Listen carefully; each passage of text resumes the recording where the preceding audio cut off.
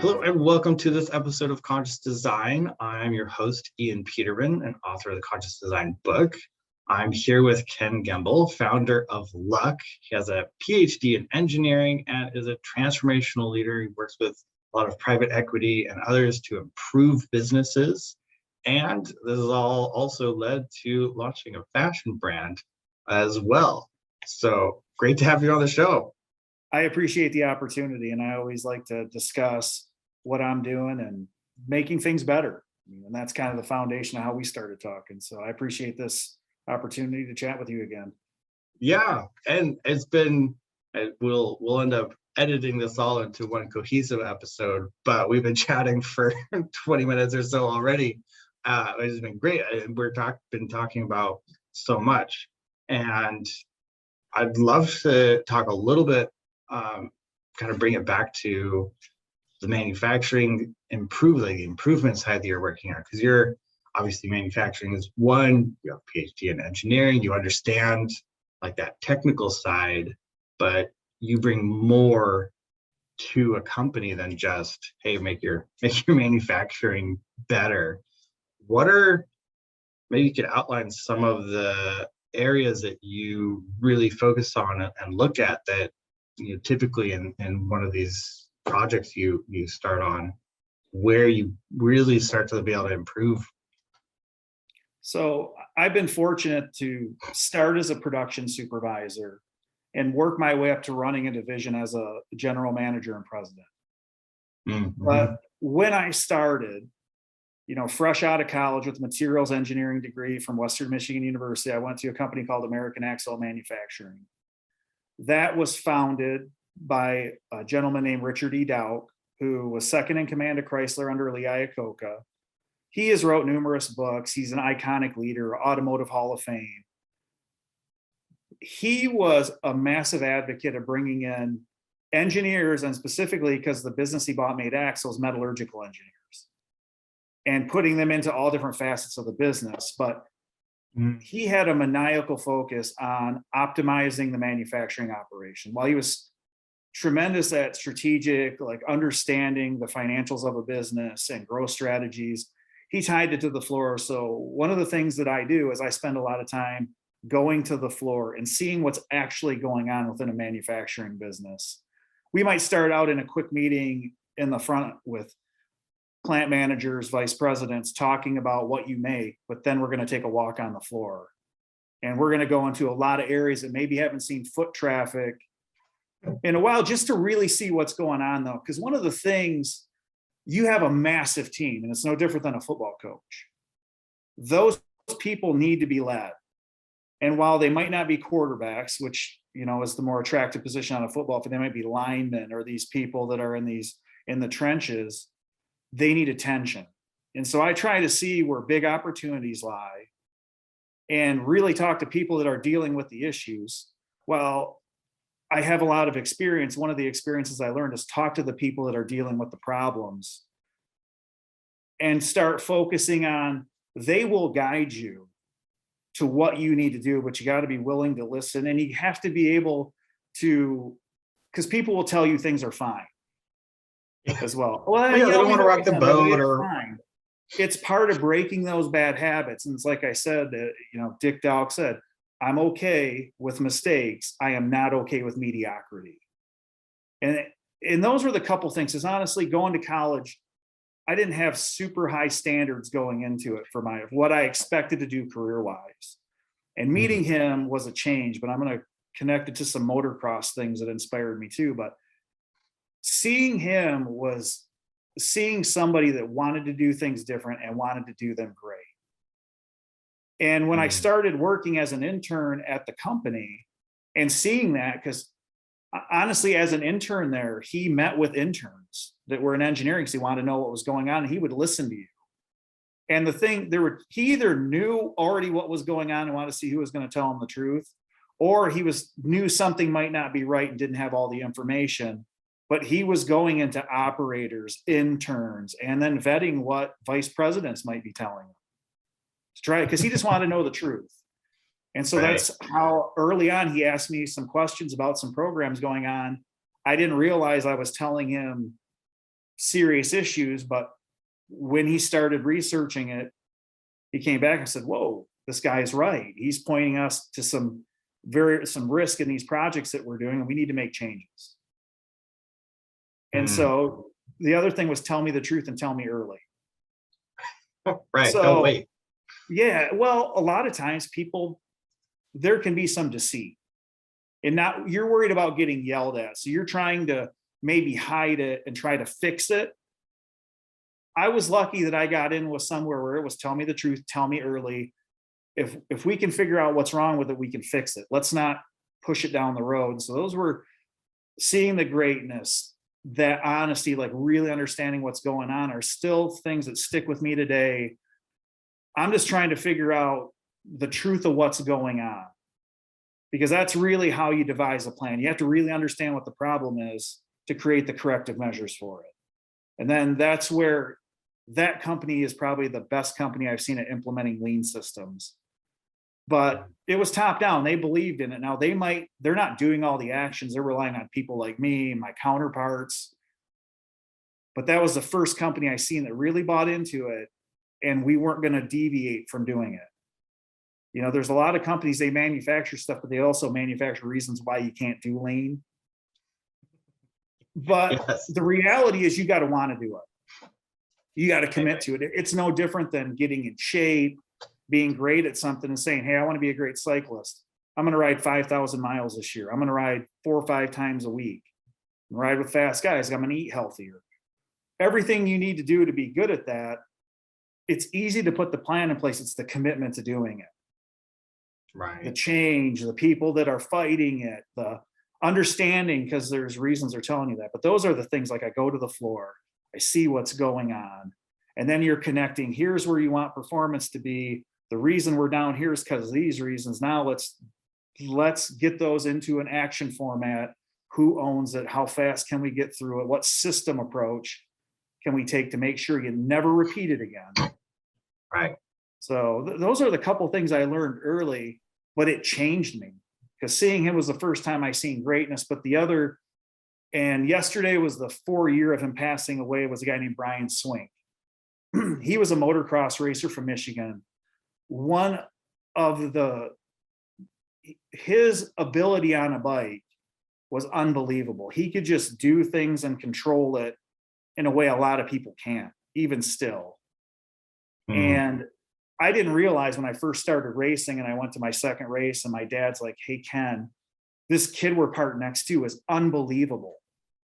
You really need to go talk to him. You know, I was 15 turning 16. He was 16, I think, going on 17, but he was already signed to be a professional. Like at the end of that year, he turned professional, won his first championship. But I went over and talked to him and said, hey, my dad says you're really good. And then he told me, and I'd read about him in magazines, but then watching him ride, it was, I couldn't fathom doing what he could do on a bike. But he practiced so much. That's kind of like the laboring under complete knowledge thing. Like, he put so much time in, worked on his craft, worked on his skill to be good at it. He wasn't as natural as people think he was. His first year as a pro, he went through 125 clutches in his dirt bike. You know, most people might go through 2 in a season. Like, he was putting in so many hours. He was like just completely running through the mechanical aspects of a bike. But those 2 guys, he was the first time I was able to connect. Seeing Brian was like, this guy's astronomically better than anybody I've ever seen do this. And then he turned pro and he started winning immediately as a professional against guys that have been pros for 5-7 years. Right. So it was pretty cool. And then when I went to work, I was like, oh, all the things that he was doing as a racer to be good, I can do that in business and be really good at business. And I'll still make enough money to buy dirt bikes every year, which is one of my goals. I want to get a new dirt bike every year. Nice. Wow. But I was able to relate it. Right. And then it kind of tied it to lean. It's like, whoa, this is like a motocross race. All right, the shift start, that's the gate dropping. Now, a race, you might have 20 minutes. Work shift, you got 8 hours. Okay, now I got to maximize what I get through the system in that time frame.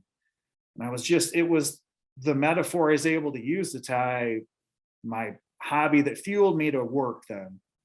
Then it made it not so much like work. I was like, you know what, this is just like motocross.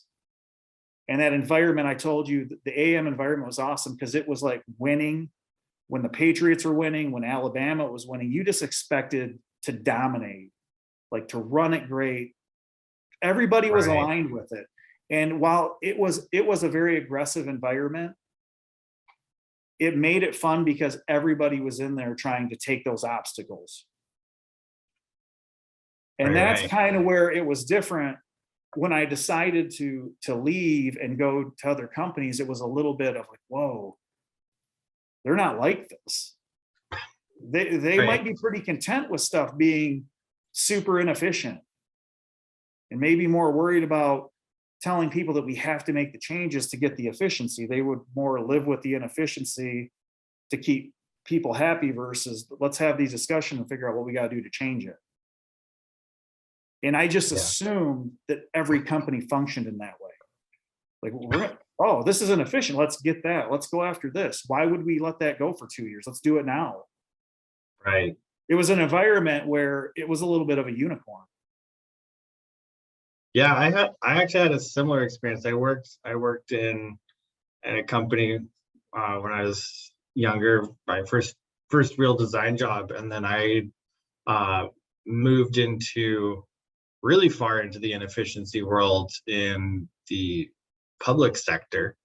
I moved into the government side of a contracting company, and I got let go because I pointed out inefficiencies there. So I quickly left that arena, but it was such a, because I spent 3 years in a company that was very much, all right, well, here's the problem, let's fix it.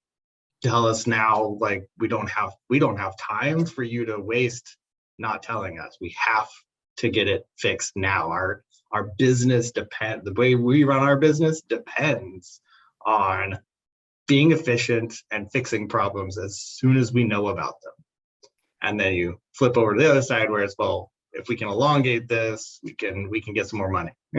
We can just ignore it for a while. And it just not the same environment. And I think, when you're talking about that, there were some things that in the recession that happened in 2008, 2009, Mm-hmm. we didn't go bankrupt as a company that literally we had a strike for 90 days in 2008. And then we had in 2000, I believe it was 2009, another 3 months where we never sold a product because GM and Chrysler were going through their bankruptcy. Mm.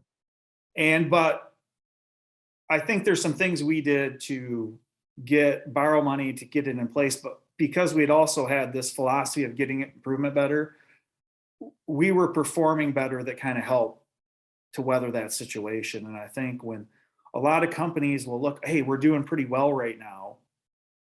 And you're always doing well till you're not doing well. So I try to say, don't wait till you're on the operating table and you have a huge issue to try to fix it. Let's get in front of it. Let's figure out how to build continuous improvement into your business right now, where you're taking small increments every single day and never letting up on it. Right. A lot of companies wait for something to go wrong. And it's like, oh, we need to get better. Well, let's do that early and protect your business. Let's put that into cash. You can either reinvest it for growth. If you want to, you can hold on to it for a potential recession if you want to have the cash on hand to protect you. But you're always better to fix it when you find out it's going on. And one of the things I told someone in my career is, they were like, why do you have action lists of all these problems? I said, well, if you don't write it down, it doesn't mean you don't have a problem. You're just putting yourself at risk to have the problem and not realize you have the problem. Right. And then you're putting the business at risk. So when you write it down, all you're doing is giving yourself the ability to prioritize. Right. Well, it's such a important, we talked about this a little bit with electric cars, right? It's, if you don't think through things early on, you're going to end up with a problem later. Like infrastructure isn't there to handle recycling something that you just created, or whatever it is. This whole idea, like, you should be thinking about the impacts, the problems, the issues now before they become something you have to deal with. Like, it's, if you wait, then it's like you said, it's the difference between, well, I ate, a bucket of fat every day and I wonder why I have clogged arteries. Like, well, maybe you should have not eaten about a bucket of fat every day.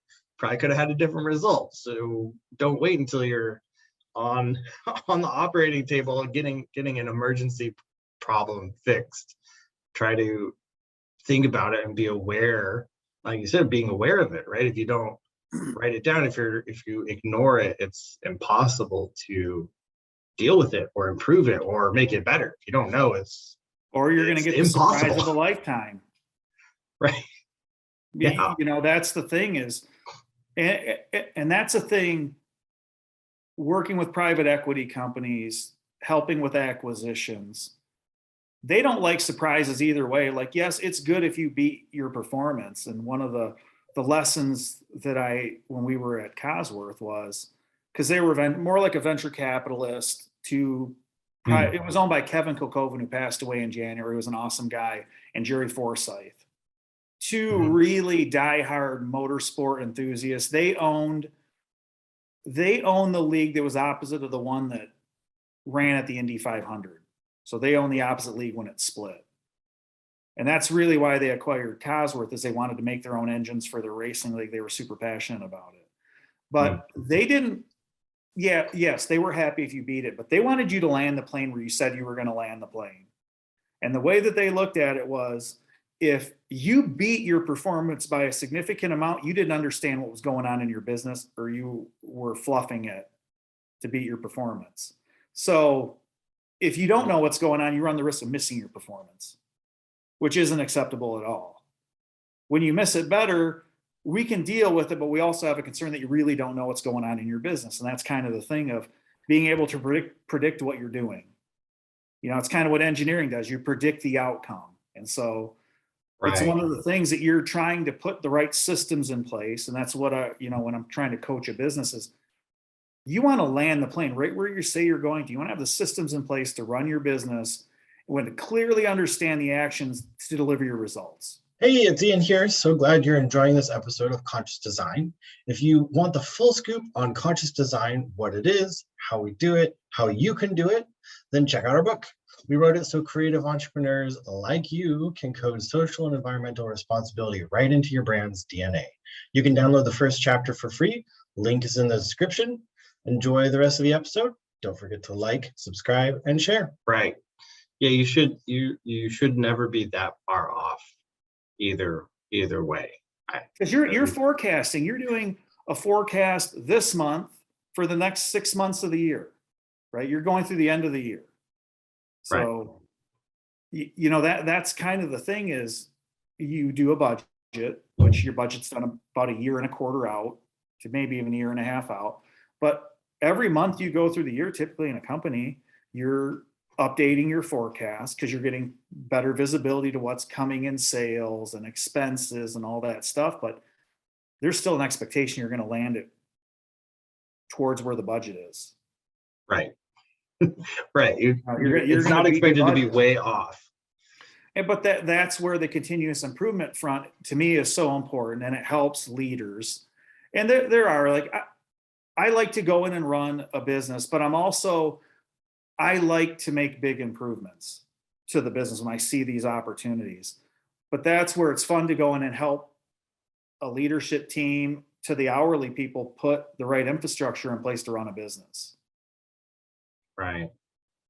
So it's kind of the thing of, the early AAM experience just showed me how you go into a business and put that infrastructure in place to predict your outcome, and why it's important to do that. It really started, but it was easy to really connect it with the venture capitalist mindset of Cosworth, those guys. I mean, just all the different things they were doing in there, because they're a very small business. While it's super historic, I mean, compared to GM, they're under $100 million a year business. Right, which is small, It's small compared to very the, small when you look at companies that are multi-billion-dollar companies on the stock exchange. yeah, yeah, yeah. Well, it's such and those companies are able to do more in as well, right? You're able to make those changes and make adjustments, which is more nimble, right? You're able to make those changes easier than a large, when you're on the stock market, the priorities change a little bit in what you can and can't say yes to, because you have more stockholders that you need to make sure are happy. And if you want to read about it, there's some good literature at Cosworth. So when they did the Aston Mountain Valkyrie, it went from clean sheet design to a 3-cylinder working mule. And I believe it was in 6 months that they could test that it would meet the Euro 6 requirements. So to Wow. make a 12-cylinder, you multiply it by 4 and you're good. But they were able to test the 3 1/4 of the engine and go, okay, we have this thing functioning right. Let's go ahead and make the 12-cylinder version. That's It's fast. basically an F1 engine in a road car. It Right. is the sexiest sounding engine I've heard run in a vehicle. I mean, I believe they were running at about 11,000 RPMs. Wow, that's It just fast. things all gear driven valve train. They did some really cool things with valve train control and things of that nature that I guess there's vehicles out there. Someone wanted to really break it down and tear the engine down and look at it, they could. But some of the YouTube videos out there are amazing, and just hearing it in the dyno, hearing it run, like it would make the hair stand up on your neck. Because most people have never heard an engine like that run that close. You know, Right. Yeah, it's you're not literally many right people get. next. It's beautiful. Yeah. Well, that's amazing. I mean, they have amazing vehicles. I would, they're they're amazing, and yeah, that's a big engine and fast. That's very fast. 6 months is a very short amount of time to get that out compared to an average average speed of how long it takes a new engine to get built. They did something similar with the T50 for Gordon Murray too. That's kind of the new hypercar engine that they have. That Mm, I believe they have some working models of that. So, but the design process, and like you're talking about a small company, that's kind of the cool factor of that company there, that they took that um, 6 months, 3-cylinder working model to, it was close, I believe it was close to a year of having the full engine. The first, so fast. I would never happen at like Ford or GM.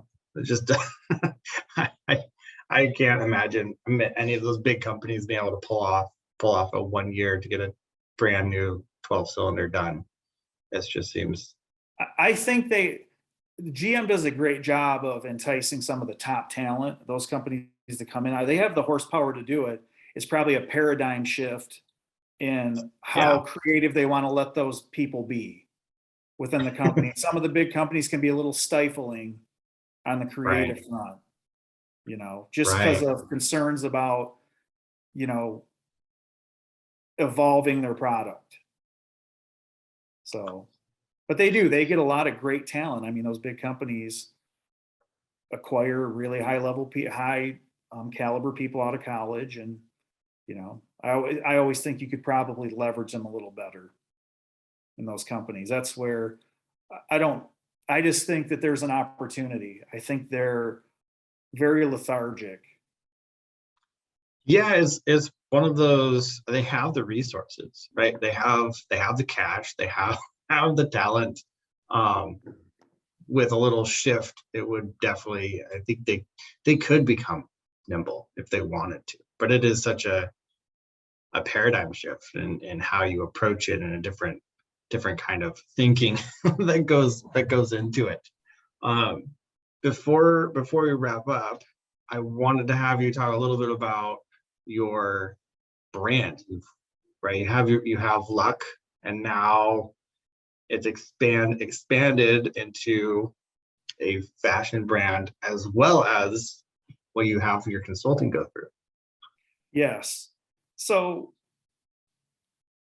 when we designed the brand, and I mentioned it earlier, it's a buddy of mine that owns a company called Garage Modern. He also works for some other companies, is a web designer, kind of brand designer. And so we've raced motocross together since the 90s. And even back then, kind of the way we became friends is motocross, it's weird. You show up at the track, and it's one of the few things you can have all these flamboyant, like fluorescent pink and green and orange, but you're racing motocross, which is very gladiator-like, and the injuries and the impacts. But we showed up at a race together, and we had pretty much the identical race gear on, and it was 93, like fluorescent green with purple and pink. And I was like, oh, that guy seems pretty cool. And we just started talking. It's like, yeah, you look pretty cool, man. Nice. So through the years, we became friends. He was another friend of Brian Swink too. And so that was kind of the other thing, that we spent a bit of time with Brian trying to help him maybe redirect his own career aspirations after he retired. And unfortunately it didn't work out and he passed away. But he helped me design the logo. So, I didn't really understand how good he was at what he did until we started working on this little project. And so I was like, hey, he's like, let me make a logo for you. So I sent him a bunch of like the name, the Labor Under Complete Knowledge acronym. And he made like this logo that you see on my hat and my shirt. And so when I was consulting, I would wear it around. I had polo and dress shirts, but then in the evening I would have t-shirts. And, I live in Northern Michigan, so sometimes it's pretty cool up here, even in the summer, long sleeve thermal shirts. But I walk around, people would say, hey, I like that acronym. Being a fan of motocross, there are some pretty iconic brands that come out of it. Now, I'm not saying this is that. So you've probably seen the Fox ad. Mm-hmm. Oh, yeah. STEM for motocross, they made motocross gear. Oakley started making bicycle BMX grips and goggles. And then one of the other ones is No Fear, the 90s brand that kind of the philosophy of just sending it, not being afraid to take big risks. Well, I think this is the opposite of that. And, people always say the term, hey, Ian, good luck. Well, I like to think that I've earned the luck, that when I'm going in to interview for someone and talk to a company, I've put so much effort in to my experience that it's an earned opportunity, earned success, right? That it wasn't bestowed upon me because they liked me, that they realized like, hey, this guy has put in tremendous effort. So, right. And I think there's a ton of people in life that are fighting to be successful. So my thought was, people like the acronym, but I also think it's a way that it's a little bit of the reminder to them that they can be successful. And it's all casual right now. And it's when when I think about doing my PhD, most of it I was by myself, either staying to my office at 10 o'clock at night, reading stuff by myself.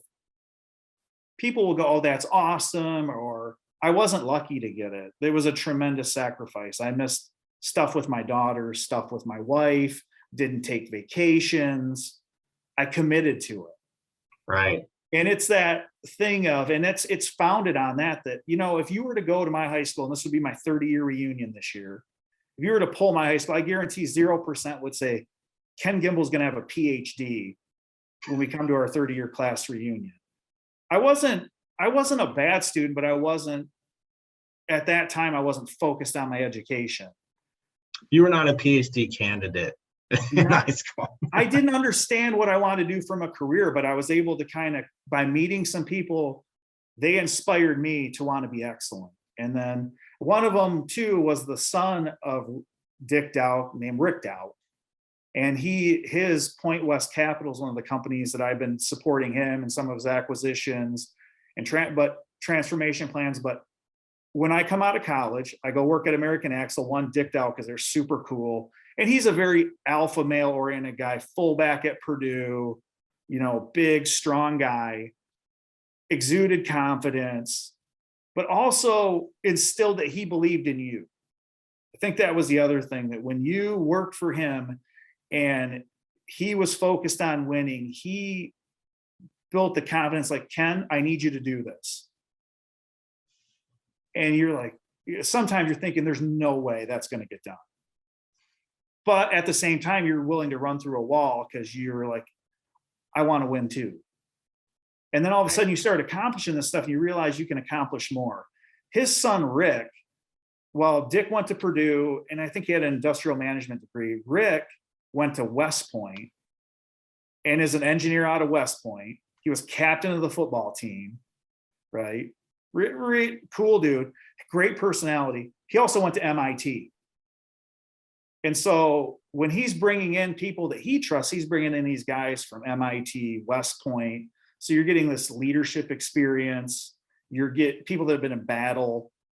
You're getting these MIT people that are these high, and that's what I was like, you know what, if I'm going to compete, I need to push myself. So kind of the company and the consulting is founded on always learning, kind of being relentless on it. So it's kind of a long story to get to the point, but the laboring under complete knowledge is, you know, I can remember driving around out of high school, just starting college, thinking I'm going to land somewhere to where I'm at now.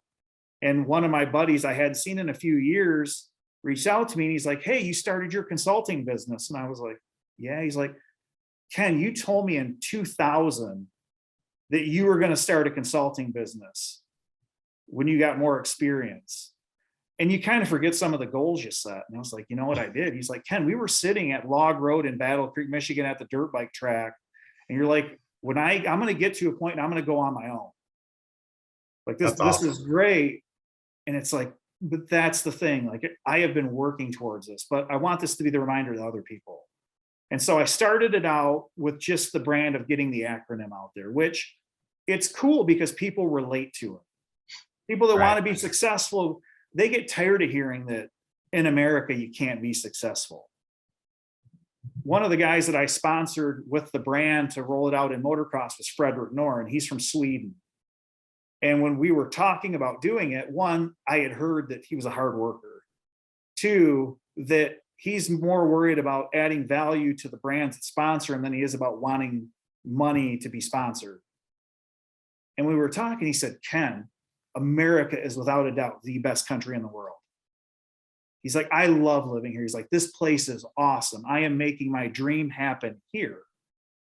And that's kind of how we started the relationship there, working together. And he's an awesome guy. And I think that's the mindset. And this is aimed at hardworking American people. There's tons of people that are just grinding it out, going to school at night, getting a vocational thing, doing one job in the morning as a skilled trade, and then doing stuff in the evening. All right. And in 10 years, they're going to go, oh, so-and-so got lucky. They didn't see the 10 years of working 16 hours a day, 7 days a week, going to school, missing some stuff with your family, kind of, you're trying to balance it out that you're not missing stuff, but they don't see that. So that's what the brand's founded on. And so we got some other drops that are going to be, there's a new shirt that's going to drop on Memorial Day. It's going to be pretty powerful of a reminder of how you focus. And so I'm pretty excited for that to come out. It'll probably drop through because I sponsor the Whiskey Throttle show, which is with David Pingree, which it's one of the top action sport podcasts. So I was on in January with Travis Pastrana. That one I think has right now about 80,000 views, and it's still growing because podcasts still, it's an evolving thing where people go, oh, so-and-so is on there, and you'll see the spikes in it. Yeah. And so podcasts are interesting. There's more and more video of them too. There's a Spotify just announced that video podcasts are a thing for them, which I thought was interesting. For Spotify or for Spotify. Yeah. Well, and so kind of the reason we said, like, I think it totally relates to business, the brand, and I want people, but I think there's a part of some of the action sports stuff, the things that people do have a high level of risk. And when you can say, and that's when I remember being early in my career going, okay, so all my buddies were out trying to figure out how to jump this 100-foot triple. right? So you crash on that, broken bones, broke paralysis. There's a lot of things that can come from that are bad. So you're saying I got to show up to work and I got to work hard the entire time I'm here. And when I'm leading people, I got to communicate with them what the right things to do for the business are.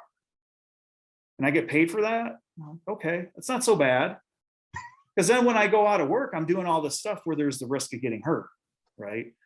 And so that's kind of why part of the reason I put it in there, because there's a bunch of guys, and there's a pro wakeboarder that I'm talking to right now that he's an awesome guy.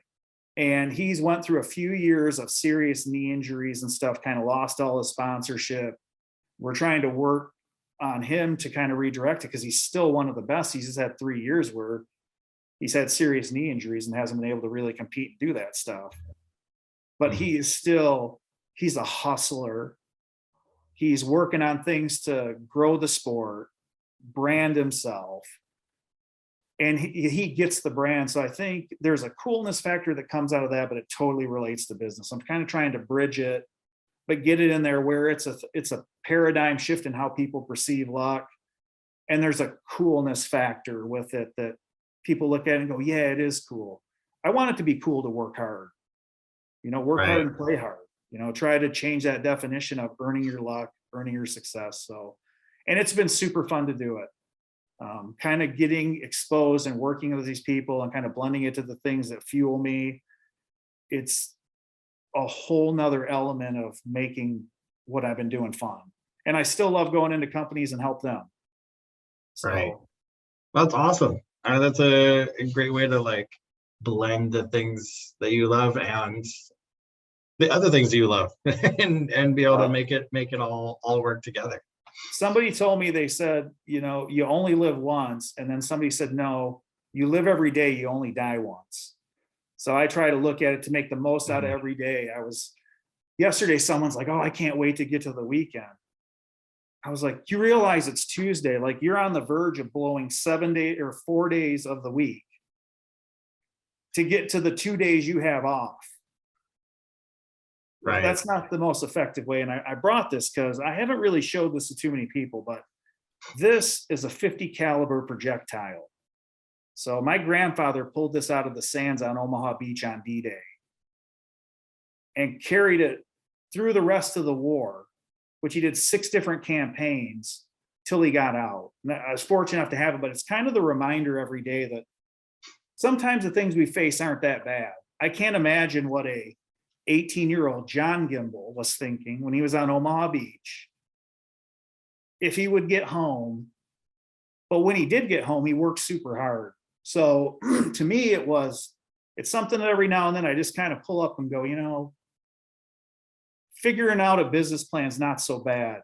Yeah, there's no 50 cals being shot at me. I'm good. They're talking to someone about doing something better isn't that hard. Now, doing it, respectfully, doing it, telling somebody they're not doing something the most efficient thing can come across very harsh, right? Because you're saying, hey, you could do something better.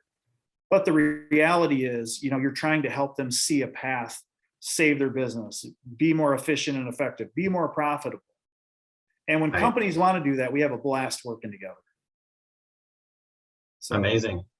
Well, I really appreciate your time. This has been great. You're doing a lot of things and really helping. And where would people, for anybody that's wanting to work with you, where would they be able to go as the best place to reach out, either for your brand or for having you help consult and improve their business? We really just started pushing the Instagram. So Instagram, I did not use it, but I really started publicizing it lately. So at Luck Unlimited Apparel is the Instagram. And Perfect. I try to respond to everybody. Now I have at Luck Unlimited is where I have 2 of them set up. But if you hit me on either of them, I'll respond. Perfect. But go to Luck Unlimited Apparel, check out some of the stuff on there. Hopefully it continues to motivate people. But I will respond. If you hit me on that one, follow me on that one. I'm trying to post every single day. But just trying to connect with people. And one of the things that I'm hoping to do in the future is start showcasing people that maybe haven't had an opportunity to be showcased, to tell the story of how they've been successful. Now, Oh, awesome. I've always wanted, so with that Brian Swink, that Mark DeCuber of Garage Modern and we tried to start a podcast back in like 2009 with Brian Swink. But it was a little bit like herding cats trying to get that thing going with, it's that kind of how we talked about putting yourself out there. I think, there was a little bit, him just being concerned about putting himself out there, where I kept saying, Brian, you're a past champion, you're revered. People love you. Like I would always joke, I'd be like, Brian, those #1 plates, I'd have those drilled into my front door. I would have everybody that came to my house know that you're a 2-time 125 Supercross champion. And he's like, oh, you're silly. I'm like, you're underestimating your accomplishments. Now, maybe it's a bit extreme what I was telling him, but I wanted him to have confidence, because he's still, like, his anniversary of passing was yesterday, and all the social media is lit up with like memories of him. And he'd come across as this, he wanted to be a badass, but he was honestly one of the nicest dudes, to talk to. And the stories, like he had motocross is a pretty extreme sport. So he had the craziest stories too, about just being a pro racer, trashing rental cars, flying over to Europe, like having, these races, they pay him in cash. So these guys, 16 to 23-year-old kids with duffel bags full of money that they're carrying around Europe. That's crazy. But so interacting with it's fun, so I do. And I hope with some of it is to get people engaging in some of these other sporting activities. So I'm hoping, I don't want to talk to the wakeboard yet, that we're going to start doing some things to try to get more kids, trying to break them away from their phones and get them out on lakes, riding dirt bikes, mountain biking. I think some of that's missing with all the depression and things that are going on, that I don't know. I think that's why I'm always focusing on these fun things I can do. I'm going to get this done. I'm going to go ride. I'm going to go mountain bike. I'm going to take my kids snowboarding, Yeah. So I try to tell my daughters is, people look for synthetic highs because they don't have something that gets their endorphins rolling. And that's what this brand is. And that's what I'm trying to showcase right now. I probably will, on the Luck Unlimited, at Luck Unlimited Instagram, that'll be maybe a little bit more business focused posting. And I try to be conscious, because a lot of the stuff we do, we sign NDAs, and I got to watch what I share and showing improvement things. So I haven't done really anything with that, but that's where people can find it. And if people want to talk to me about consulting or coming in to help their business, you can hit me on Luck Unlimited, at Luck Unlimited Apparel, and I'll respond. We can talk. I try to be accessible. Perfect. And if you want to do another one in the future, let me know. I like talking about different things to make stuff better. So sounds good. Well, it's been enjoyable, and yeah, I really appreciate you taking time to jump on this and do an episode with me. Oh, thanks, Ian. I appreciate it. And best of luck to you. Thank you. All right. Take care.